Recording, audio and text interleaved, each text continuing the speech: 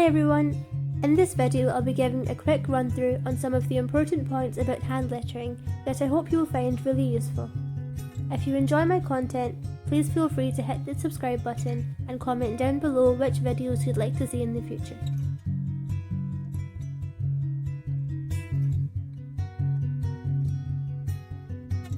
I would say the most important thing is to practice the technique until you get comfortable with it. It can seem quite difficult at first, but a little practice really does go a long way. The key concept is that upstrokes, which are basically any parts of the letter where you're pushing the pen upwards or away from you, are thin, so you don't put any pressure on the pen. And when you're dragging the pen towards you in a downstroke, then you put more pressure.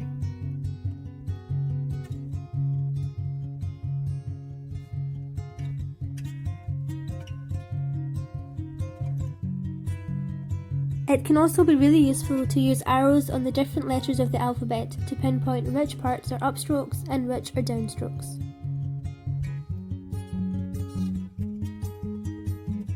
I would also really recommend using a ruler and a pencil to plan out where you're going to place your letters.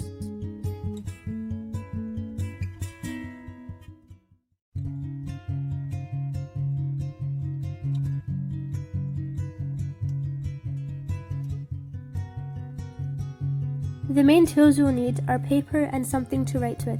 My personal favourite pens are the Ecoline brush pen, because they're very juicy, but that might also just be because they're the most recent ones that I've bought. The tip of the brush pen can either be made of felt or it can resemble an actual paintbrush. I think brush tips are definitely harder to control, but they're great for watercolour paintings. I'll hopefully be doing a video reviewing my whole brush pen collection in a little more detail.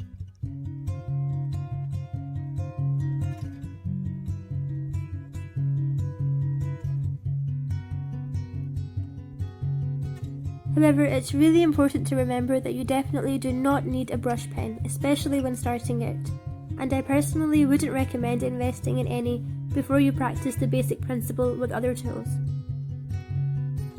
You can use felt tip pens, regular ink pens, highlighters, or even pencil.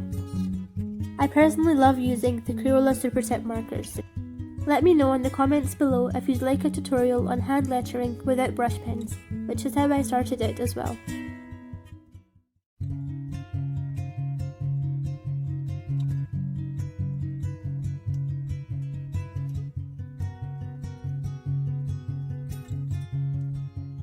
Once you've started practicing and invested in some pens, I would start thinking about the type of paper to use. Generally, smoother paper makes your brush pens last a lot longer. However, it's really important to remember that good quality printer paper should work just fine. I previously had this pad, which is 250 GSM, and there is an unfinished watercolour.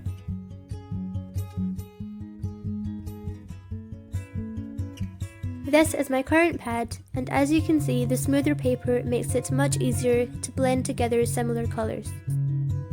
It also makes illustrations appear a lot more vibrant.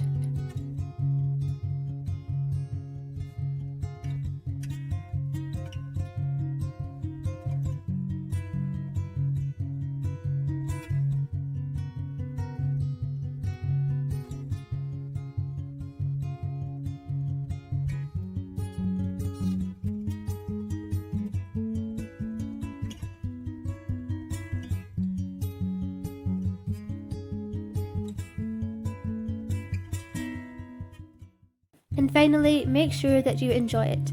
If you're having fun with your lettering, then that's the most important thing. I really hope you guys found the tips in this video useful, and it's helped you take the next step in your hand lettering journey.